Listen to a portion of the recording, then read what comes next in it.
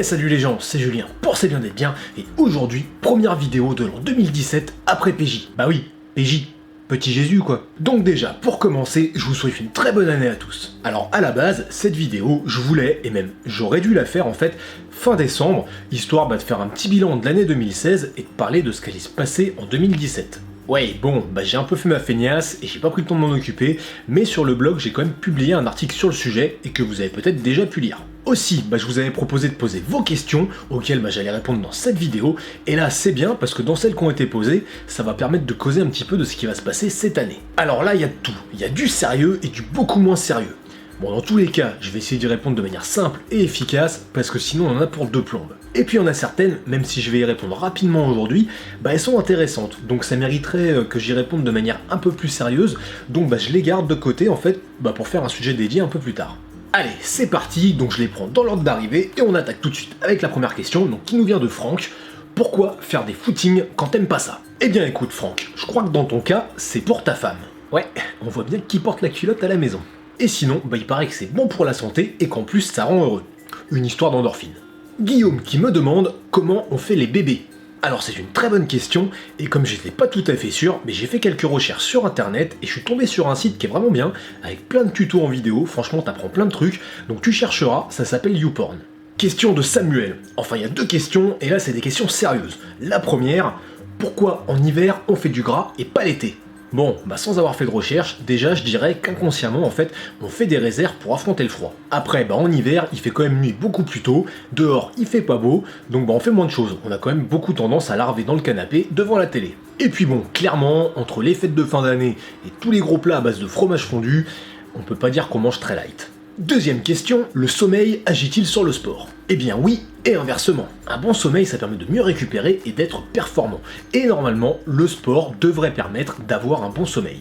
Je dis devrait parce que par exemple en cas de surentraînement, ça peut être l'inverse. Et donc là, c'est tout à fait le genre de question que je disais intéressante et qui mériterait un sujet dédié. Question de Aurélie. Comment se motiver à commencer la course à pied quand tu ne sais pas courir plus d'une minute? Alors déjà, si tu te poses la question, je pense que c'est tout simplement parce que t'es motivé à t'y mettre. Maintenant, le mieux pour vraiment t'y mettre, c'est sans doute que tu trouves quelqu'un, en fait, pour t'accompagner sur tes sorties.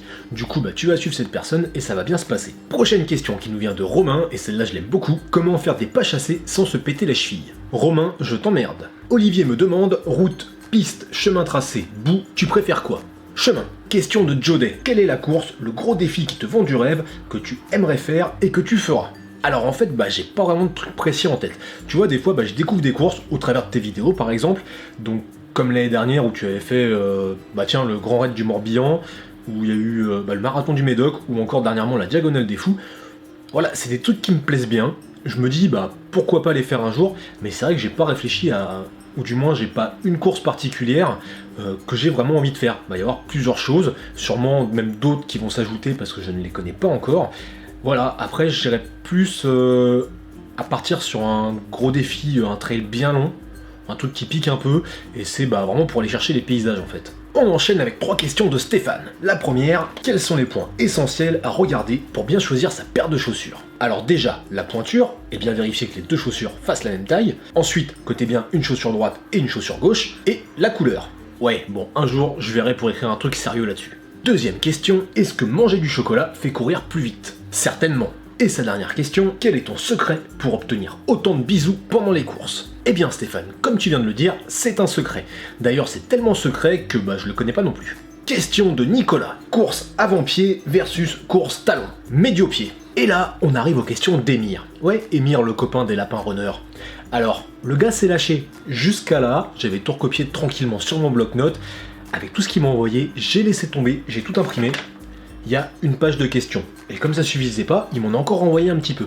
Donc le temps de répondre à tout ça, ça va peut-être être un petit peu long, alors calez-vous bien dans votre fauteuil, faites-vous couler un petit café, et on y va. Donc ça commence par, moi j'ai envie de parler thunes. Allez, on attaque les questions qui fâchent. Perso, j'en ai rien à foutre, j'ai rien à cacher. Première question, comment tu fais des thunes? Alors, sur C'est bien d'être bien, il y a 3 sources de revenus. Déjà, il y a YouTube.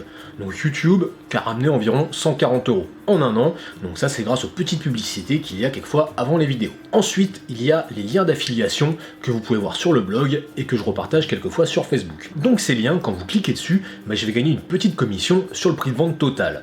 Alors, depuis le mois d'octobre, ça me ramène entre 50 et 100 € par mois tout cumulé. Troisième chose, c'est Tipeee. Donc Tipeee, c'est un système de financement participatif où chacun peut donner à partir de 1 € une fois ou par mois pour filer un petit coup de main. Et donc ça, depuis le mois de novembre, ça ramène 10 à 20 € par mois. Qu'est-ce qui te coûte des thunes? Principalement le matériel. Là, sur 2016, j'ai dû investir environ 4000 €. Là déjà, la caméra avec laquelle je me filme, à elle seule, ça fait dans les 1900. Alors, c'est sûr, j'aurais pu prendre un truc moins cher, mais j'ai fait un investissement sur du long terme. Après, j'ai racheté une caméra, donc une action cam, donc la petite Olympus dont je vous ai parlé récemment dans un coup de gueule. D'ailleurs, dites-moi en commentaire si vous voulez savoir un petit peu où c'en est de cette histoire.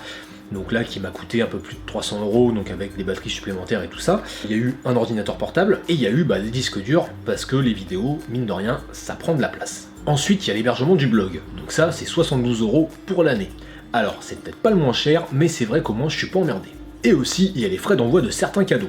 Donc dernièrement, j'ai envoyé des calendriers. Pour une dizaine, ça m'a coûté une trentaine d'euros. Avant ça, il y a eu des boîtes d'insectes, donc à 5-6 € le Colissimo, il y avait 4 boîtes.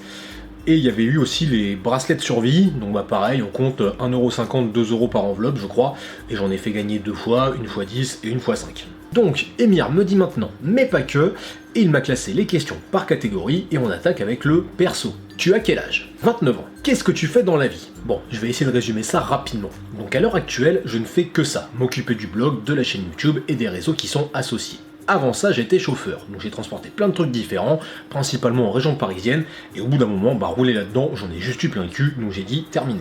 Alors je devais juste faire une petite pause, et puis je me suis retrouvé à me lancer là-dedans, et j'ai dit allez, je continue de l'exploiter, et je vois jusqu'où ça me mène. Donc maintenant, au jour d'aujourd'hui, j'en suis à que là, d'ici quelques jours, je vais créer ma société, donc sur laquelle je vais travailler sur différentes choses, dont de la réalisation vidéo, et ensuite, à partir du mois de mars, je débarque à La Rochelle, où je prends un poste salarié, toujours dans le milieu du sport. Donc d'ailleurs, en parlant de ça, sur La Rochelle, je ne connais personne, je ne connais rien, donc si parmi vous, il y en a qui sont là-bas, dites-moi en commentaire, et puis si vous voulez me faire visiter la ville en courant ou en marchant, m'indiquer les bonnes adresses pour aller boire un coup, pour manger ou pour faire des trucs, vous gênez pas, ça me sera bien utile. Comment tu construis ton programme de course à pied de l'année? Eh bien, je ne le construis pas.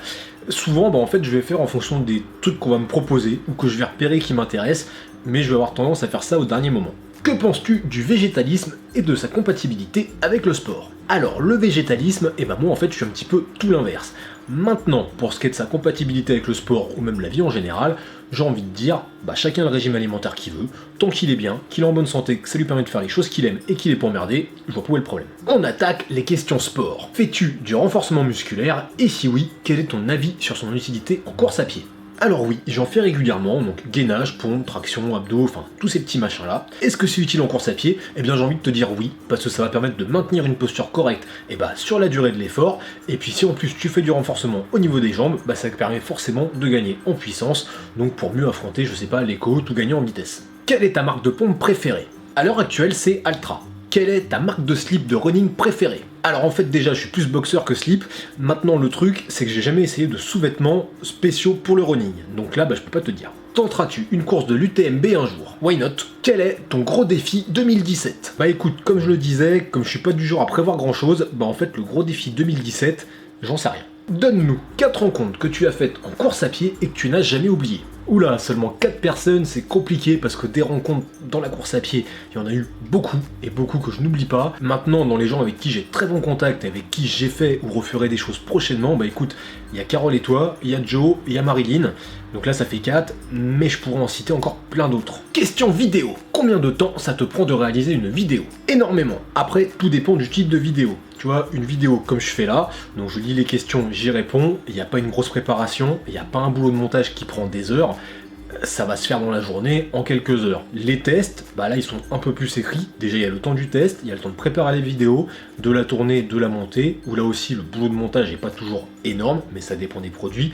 Et après, ce qui va prendre vraiment le plus de temps, c'est les vidéos de course. Alors là, il n'y a pas de préparation, parce que tout se fait sur le tas. Il n'y a pas de temps de tournage, parce que là aussi, tout se fait pendant la course. La seule contrainte, c'est de penser à faire les plans.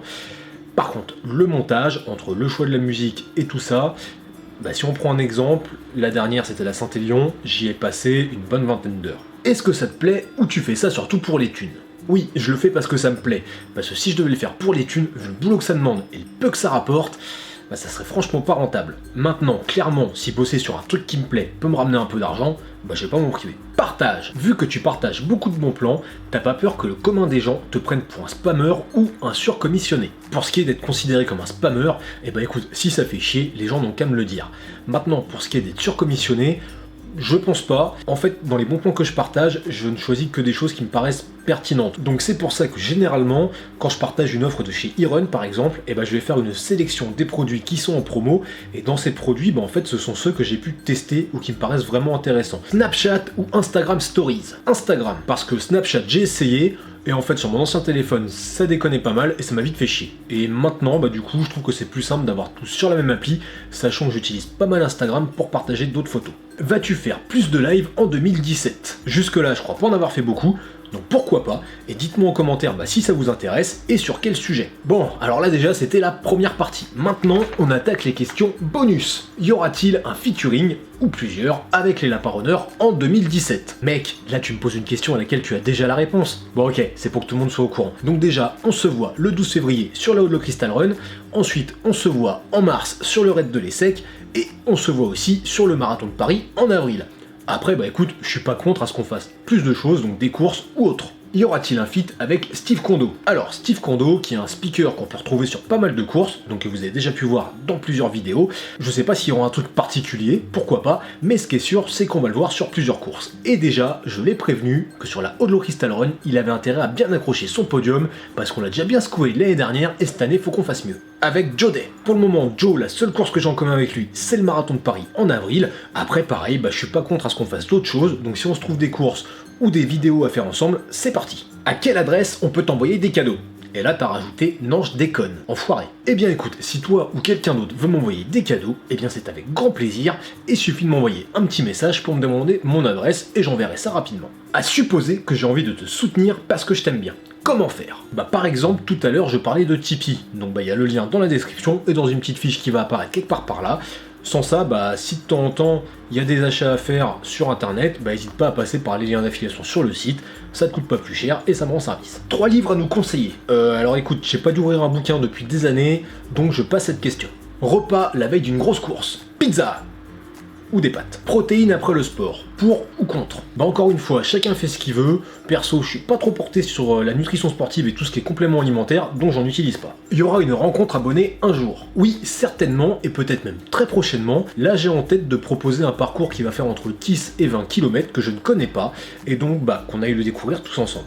Les 3 accessoires indispensables de Julien. Donc là, tu n'as pas précisé si c'était des accessoires du quotidien ou pour courir, donc on va faire les deux. Déjà, pour courir, ma montre, parce que j'aime bien quand même avoir ma vitesse, ma distance, mon temps et compagnie. Un bœuf, parce que c'est tout con et que je trouve ça quand même vachement pratique. Et cette ceinture avec 2 poches qui me permet d'emmener mon téléphone et mes clés assez facilement. Au quotidien, déjà mon téléphone, parce que je m'en sers un petit peu toute la journée pour alimenter les réseaux sociaux et pour prendre des photos. Mon Opinel que j'ai toujours sur moi, et pour compléter l'expression qui va avec le couteau, faut sortir couvert. Yves sera davantage sur la chaîne. Eh bien pour le moment, je ne sais pas. À l'heure actuelle, on a que 2 courses de prévues ensemble, qui sont la Outlaw Crystal Run au mois de février et la Moon Run au mois de mai. Pour le reste, faudra voir. C'est fini pour ces questions bonus, mais il y a le bonus 2 qui m'a envoyé directement, donc que j'ai dû renoter au stylo, Setup GPS Cardio pour courir. Bon, je l'ai déjà montré juste avant, comme montre j'ai une Polar V800, et donc avec le capteur cardio de la même marque. Montre plus smartphone ou montre seule? Les deux, parce que du coup j'emmène aussi mon téléphone pour avoir la musique. Appli, là je pense que tu me parles d'application running,